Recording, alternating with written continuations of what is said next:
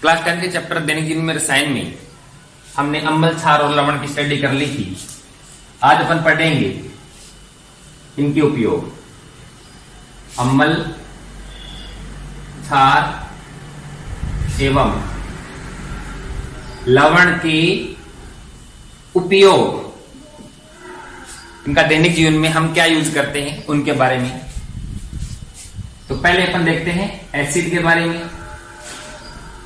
देखो जैसे HCl है, H2SO4 है, HNO3 है, इनको खनिज अम्ल कहा जाता है। क्या बोलते हैं? खनिज अम्ल। इसके अलावा देखो जैसे एसिटिक अम्ल है, एस्कॉर्बिक अम्ल है, लैक्टिक अम्ल है, टार्टरिक अम्ल है। तो इन सभी को जो है ना, ये कार्बनिक अम्ल है बिकॉज ये जीव जंतु या फिर पेड़ पौधों से प्राप्त होते हैं। तो मीन्स खनिज अम्ल और जो कार्बनिक अम्ल है, दोनों का अपने दैनिक जीवन में बहुत ज्यादा उपयोग है। जैसे हम बात करते हैं HCl की, तो HCl अधिकांश उद्योगों में काम आता है। इसके अलावा जो है ना, बॉयलर को अंदर से साफ करने के लिए या फिर सिंक या सैनिटरी का जो सामान होता है उसको साफ करने के लिए जो है वो HCl का यूज होता है। इसके अलावा देखो अपन बात करते हैं अब HNO3 की। तो HNO3 में नाइट्रोजन है, इसलिए उर्वरक जो होते हैं ना उनके निर्माण में जो है वो नाइट्रिक अम्ल का यूज होता है। इसके अलावा HCl और HNO3 इन दोनों का मिश्रण और 3:1 में मिला लें। तो HCl और HNO3 इन दोनों का मिश्रण 3:1 में होना, तो इस मिश्रण को एक्वारेजिया कहा जाता है। एक्वारेजिया, ये इंग्लिश का शब्द है एक्वारेजिया। इसे अम्ल राज भी कहा जाता है। और ये इतना प्रबल मिश्रण होता है कि इसमें सोना मतलब गोल्ड या प्लेटिनम धातु को डालेंगे ना, तो एक्वारेजिया में वो धातुएं जो है ना वो घुल जाती है। अब बात करते हैं अपन H2SO4 की, सल्फ्यूरिक एसिड। सल्फ्यूरिक एसिड जो है इसका बहुत ज्यादा उपयोग उद्योगों में होता है। इसके अलावा जो सेल होते हैं या फिर बैटरी होती है उनके निर्माण में भी H2SO4 का यूज जो है वो किया जाता है। और H2SO4 का उपयोग उद्योगों में इतना ज्यादा किया जाता है कि किसी भी देश की जो उद्योगों की दृष्टि से जो आर्थिक प्रगति है वो कितनी है, वो उस देश में H2SO4 की खपत के अनुसार उसका आकलन किया जाता है। मीन्स किसी भी देश में उद्योगों की दृष्टि से कितनी प्रगति हुई है तो उस देश की आर्थिक स्थिति का आकलन जो है वो वहां उस देश में H2SO4 की खपत के अकॉर्डिंग आकलन किया जाता है। इसलिए इसे अम्लों का राजा भी कहा जाता है। तो यहां डाउट नहीं होना चाहिए, अम्लों का राजा सल्फ्यूरिक एसिड H2SO4 को बोला जाता है, और अम्ल राज या एक्वारेजिया जो है वो HCl और HNO3 का मिश्रण जो 3:1 में हो उसको बोला जाता है। ठीक है, अब अपन बात करते हैं क्षारों की। क्षार या बेस, इनका क्या उपयोग है। क्षार जैसे NaOH, मैग्नीशियम हाइड्रोक्साइड या कैल्शियम हाइड्रोक्साइड, ये कुछ क्षार के एग्जाम्पल हैं। अब अपन यहां बात करते हैं NaOH की। तो NaOH का उपयोग जो उद्योगों में किया जाता है, जैसे साबुन है, अपमार्जक है, इसके निर्माण में भी किया जाता है, कागज उद्योग में भी इसका उपयोग किया जाता है। इसके अलावा हम अपन बात करें अब कैल्शियम हाइड्रोक्साइड की। तो कैल्शियम हाइड्रोक्साइड का उपयोग जो है वो मिट्टी की अम्लता को दूर करने के लिए किया जाता है। इसके अलावा सफेदी के रूप में भी इसका यूज होता है, चूने के रूप में इसका यूज होता है। इसके अलावा देखिए जो मैग्नीशियम हाइड्रोक्साइड है, तो मैग्नीशियम हाइड्रोक्साइड को मिल्क ऑफ मैग्नीशिया बोला जाता है, और इसे पेट की अम्लता या एसिडिटी को दूर करने के लिए मैग्नीशियम हाइड्रोक्साइड का उपयोग किया जाता है। अब अपन बात करते हैं कुछ लवणों की, जैसे कैल्शियम कार्बोनेट।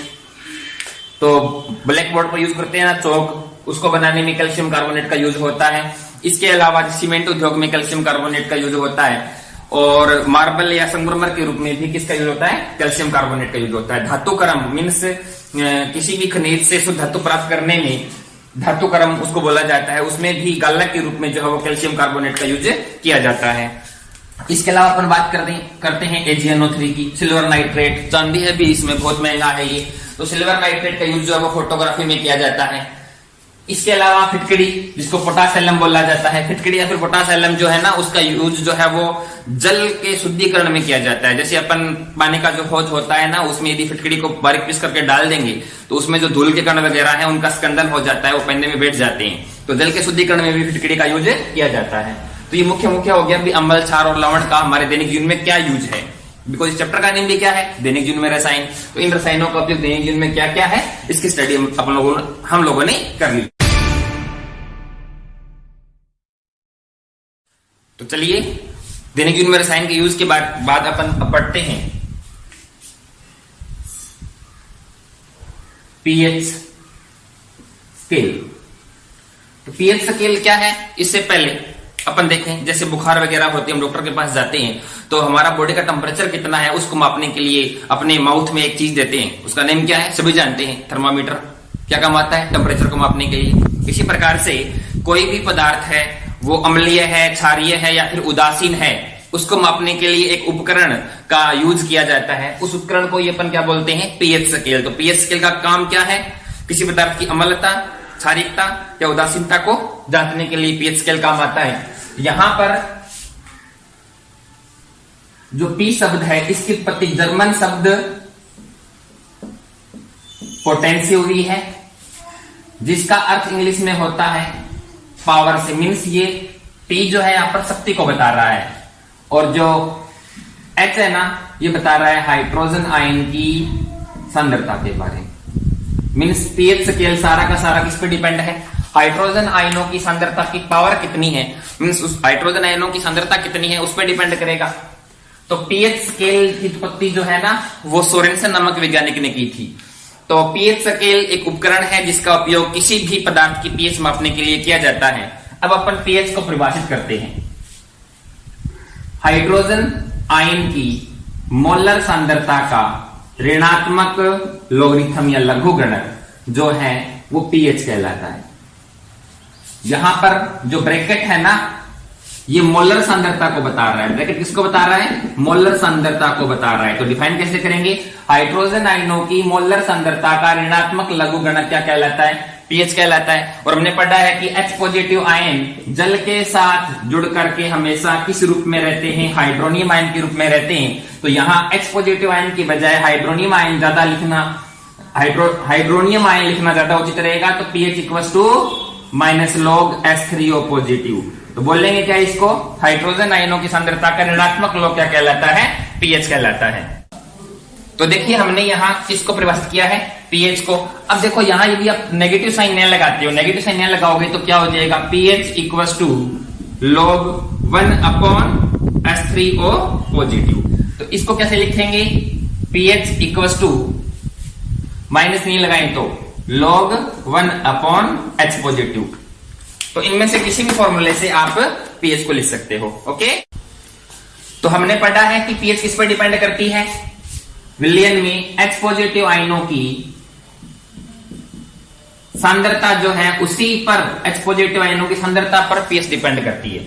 अब देखिए यदि किसी विलयन में H पॉजिटिव आयनों की सांद्रता, H पॉजिटिव आयनों की सांद्रता बराबर हो OH नेगेटिव आयनों की सांद्रता के, तो वो विलयन उदासीन होगा और ऐसे विलयनों की जो पीएच है वो 7 होगी। यदि H पॉजिटिव आयनों की सांद्रता ज्यादा हो OH नेगेटिव आयनों से, तो ज्यादा कौन है, H पॉजिटिव आयनों की सांद्रता, तो विलयन जो है वो अम्लीय होगा और पीएच जो है वो 7 से कम हो जाएगी भी। तीसरा लें, यदि H पॉजिटिव आयनों की सांद्रता से ज्यादा हो OH नेगेटिव आयनों की सांद्रता, तो विलयन जो है वो क्षारीय हो जाएगा और पीएच जो है वो 7 से अधिक हो जाएगी। ठीक है, तो अब देखिए जो विलयन उदासीन होता है, जो विलयन उदासीन होता है उस विलयन में H पॉजिटिव और OH नेगेटिव आयनों की सांद्रता बराबर होती है। और कितनी होती है, 1 × 10⁻⁷ मोल पर लीटर।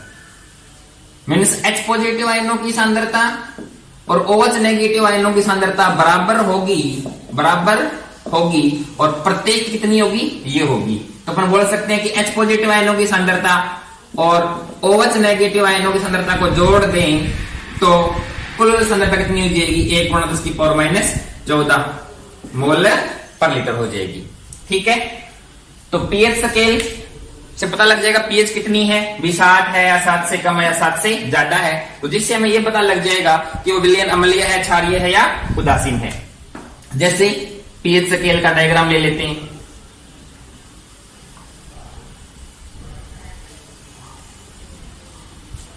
मान लेते हैं इस पॉइंट पर, यहां मैं पीएच लिख रहा हूं, इस पॉइंट पर पीएच जो है वो 7 है, तो विलयन कैसा होगा यहां पर इस कंडीशन में? उदासीन विलयन होगा। इस साइड जाएं तो मान लेते हैं पीएच घट रही है और इस पॉइंट पर पीएच कितनी है? 0। तो इस कंडीशन में मतलब पीएच 7 से कम होगी तो विलयन कैसा हो जाएगा? अम्लीय हो जाएगा। और इस साइड जाएं तो पीएच 7 से ज्यादा, अधिकतम कितनी होगी? 14, तो विलयन जो है वो क्या हो जाएगा? क्षारीय होगा। तो पीएच 7 हो तो उदासीन विलयन, 7 से कम 0 तक जाए अम्लीयता बढ़ती जाएगी, और 7 से ज्यादा मैक्सिमम कितनी होगी? 14, तो क्या हो जाएगा? भी विलयन अधिकतम क्षारीय हो जाएगा। तो पीएच 0 से 14 तक है, और ये डिपेंड करता है हाइड्रोजन आयनों की सांद्रता कितनी है। जैसे हाइड्रोजन आयनों की सांद्रता ये हो तो पीएच कितनी आएगी? 7 आएगी। जैसे फॉर्मूला क्या था अपना? pH equals to minus log H positive.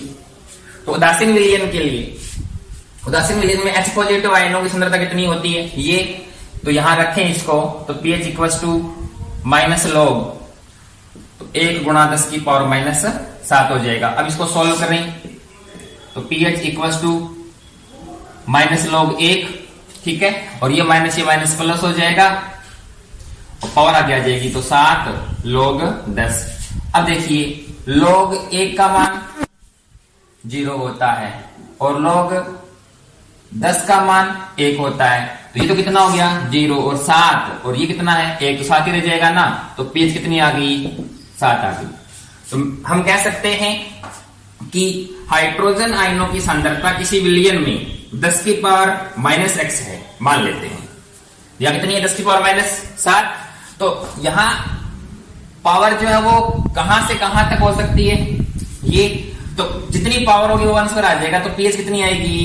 x आ जाएगी। जैसे किसी विलयन में हाइड्रोजन आयनों की सांद्रता जो है वो 10 की पावर माइनस 8 है, हाइड्रोजन आयनों की सांद्रता 10 की पावर माइनस 8 है, तो भैया पीएच कितनी आएगी? 8 आ जाएगी। जैसे यहां हाइड्रोजन आयनों की सांद्रता कितनी है? 10 की पावर है माइनस 7, तो पीएच कितनी आई थी? 7 आई थी। मैं कहता हूं एक विलयन है जिसमें हाइड्रोजन आयनों की सांद्रता 10 की पावर माइनस 14 है, तो पीएच कितनी आएगी? 14। 10 की पावर माइनस 1 है, तो पीएच कितनी आएगी? कितनी आएगी भाई? 1। तो हमें पता लग जाएगा।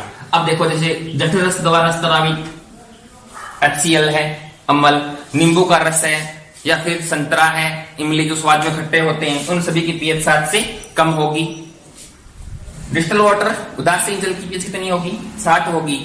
अब देखो, जैसे सोडियम हाइड्रोक्साइड है, मिल्क ऑफ मैग्नीशिया है, तो साबुन का जलीय विलयन है या अपमार्जक का जलीय विलयन है, उनकी पीएच 7 से ज्यादा होती है, तो वो कैसे होंगे? क्षारीय होंगे। ओके,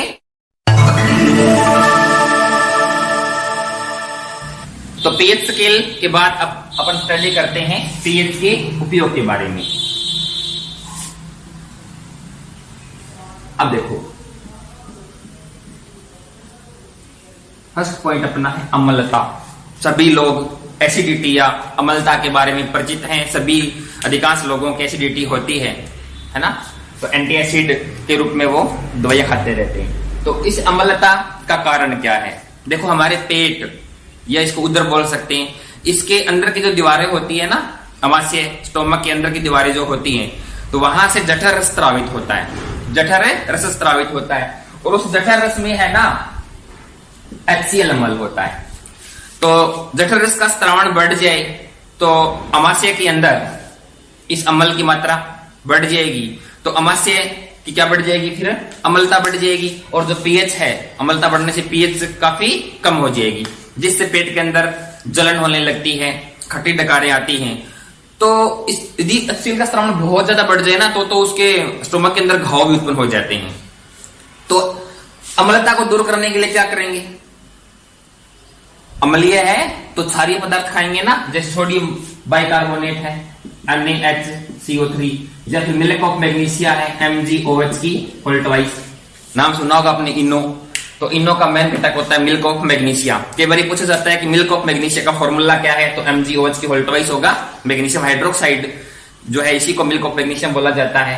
तो पेट की अम्लता को दूर करने के लिए इन क्षारीय पदार्थों का यूज किया जाता है। तो क्या करेंगे, इनका यूज करेंगे तो HCl से क्रिया करेंगे, जो एक्स्ट्रा HCl है उसको ये क्या कर देंगे, उदासीन कर देंगे।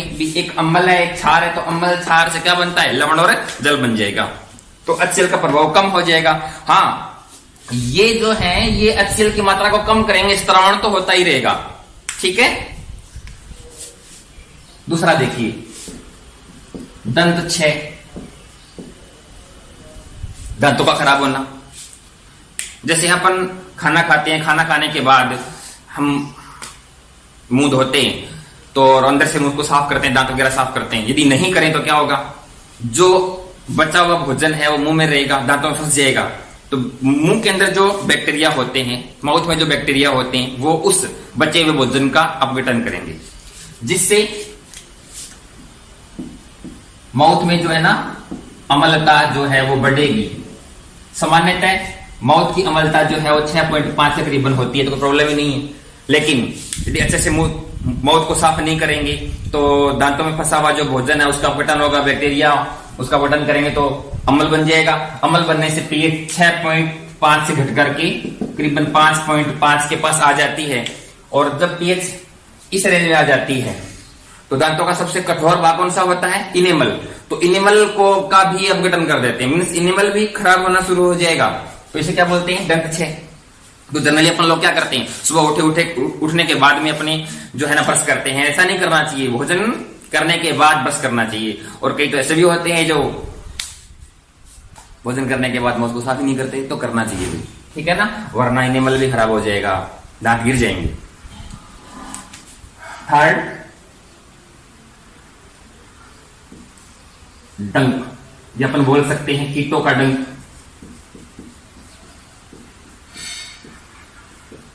अभी गर्मी का मौसम है, काफी कीट घूम रहे होते हैं, काटते भी होंगे। तो देखो मधुमक्खी है या कोई और कोई जहरीला जानवर है जो डंक मारता हो, ठीक है ना, तो जब वो काटते हैं त्वचा के ऊपर तो क्या होता है, वो अपनी बॉडी से अम्ल का स्रावण करते हैं। और अम्ल कौन सा होता है, फॉर्मिक अम्ल। कौन सा अम्ल होता है, फॉर्मिक अम्ल। फॉर्मूला क्या होता है, HCOOH। तो मीन्स उनके डंक के माध्यम से हमारी त्वचा के किसी भाग पर क्या आ जाएगा, फॉर्मिक अम्ल बॉडी के अंदर प्रवेश कर जाएगा। और फॉर्मिक अम्ल के कारण ही वो बहुत ज्यादा दर्द और जलन का अनुभव होता है। तो अम्ल छोड़ा, डंक नहीं, तो फिर जलन नहीं हो, दर्द नहीं हो, तो अपन क्या लेंगे, कोई क्षार लेंगे या क्षारीय पदार्थ लेंगे, उसका उपयोग करेंगे ताकि जलन कम हो गया। तो इसके लिए जनरली सोडियम बाइकार्बोनेट का यूज किया जाता है। तो देखो जहां पर काटा हो वहां यदि आप सोडियम बाइकार्बोनेट लगा लोगे ना तो जलन कम होगी। इसके अलावा देखो अम्लीय वर्षा, एसिडिक रेन। आजकल कोरोना के कारण पोल्यूशन कम हो गया है तो एसिडिक रेन होने की संभावना कम है। परंतु देखो बहुत ज्यादा पोल्यूशन होने के कारण वायुमंडल में CO2 गैस है, SO2 गैस है, नाइट्रोजन डाइऑक्साइड है, ये गैसें काफी ज्यादा वायुमंडल में होती हैं। तो इस गैस से H2CO3, इस गैस से H2SO4 और इस गैस से जो है ना वो HNO3, ये अम्ल बन जाएंगे। वायुमंडल में ये गैसें हैं और इनके साथ पानी ऐड करोगे ना, बारिश होगी, साल की पहली बारिश जो होती है जैसे अपन अब जून के महीने में होगी, तो ये गैसें वायुमंडल में है, जल में घुलकर के अम्ल बना लेंगे। और ये अम्ल उस जल के साथ कहाँ आएगा, भूमि पर आएगा। मीन्स अपनी जो खेती करते हैं तो वहां जो मिट्टी है उसकी अम्लता को बढ़ा देगा, ठीक है ना। इसके अलावा नदियों में वो जल जाएगा तो नदियों का जल भी क्या हो जाएगा, प्रदूषित हो जाएगा। और वो जल सारे जीव यूज करते हैं तो मीन्स जीवों पर भी उसका प्रभाव पड़ेगा। तो मैं कह सकता हूं कि अम्लीय वर्षा के कारण तो पूरा का पूरा जो इकोसिस्टम है, अपना जो पारिस्थितिकी तंत्र है, वो पूरा का पूरा क्या हो जाएगा, भी खराब हो जाएगा। इसलिए पोल्यूशन हमें करने से बचना चाहिए। और दैनिक जीवन में उपयोग में लास्ट है मृदा। मृदा की pH means pH of soil. उपजाऊ मिट्टी जो होती है ना उसकी पीएच प्रांत जनरली 6.5 से लेकर के 7.0 के बीच होती है। लेकिन अम्लीय वर्षा से लगातार उर्वरकों के उपयोग से जो मृदा जो है वो ज्यादातर अम्लीय होती जाती है, मीन्स पीएच जो 6.5 से कम होता जाएगा। और ऐसा यदि होगा तो उत्पादन कम होगा, उत्पादन कम होगा तो किसान मारा जाएगा। हम मोस्टली किसान वर्ग के हैं, इसलिए मृदा के पीएच को इस प्रकार में मेंटेन रखना चाहिए। इसके लिए जनरली कैल्शियम कार्बोनेट का यूज किया जाता है। Okay, thank you.